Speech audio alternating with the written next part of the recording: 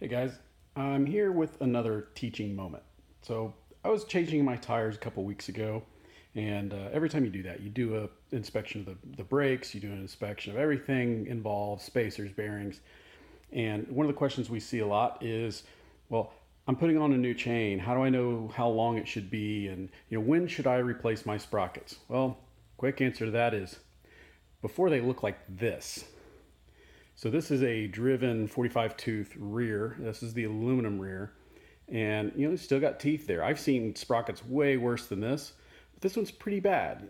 Doesn't look too bad to somebody who's not really up to speed on what they should look like. But when you compare to the new sprocket, check that out. That is a worn sprocket, my friends. And you can see how big those U's have gotten, the valleys between the actual cogs there. So what that causes is the chain to stretch, or actually what causes this is a stretched chain. So when we talk about chain length, then easiest way to do it is when you cut the old chain off, you just lay it out on the floor with the new chain next to it. So let's go down to this end. And here I have the two chains. The old one's on the right, the new one still covered in that elephant snot they put on them at the factory. And you can see they are lined up. You can see the old cut link on the right. So let's make sure everything's flat. There's no kinks to change our length or anything. Let's go down here to this end. Check this out. The old chain is probably a good 3.5, maybe even 4 millimeters longer at that last pin. So that is a stretch chain.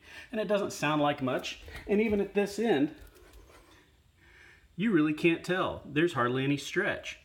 But believe me, a thousandth of a millimeter at every single link, all the way down to that end, makes a difference. Or 100th of a millimeter. Because that 100th of a millimeter is felt right here. Because it's 100th of a millimeter longer to this tooth and 100 longer to this tooth. So when you're done, this single tooth, as it pulls forward to the front of the bike, that's the only tooth that feels the force of the engine. Well, as your chain stretches and wears together, then everything starts to pull together again, just like a new system. So when you change a rear sprocket and you don't change the chain, then you come up with that imbalance. And you're likely to break off teeth at the top or severely damage that new sprocket. Same with the front. Now this is an aluminum rear sprocket, so it's going to wear a lot faster than that front sprocket is.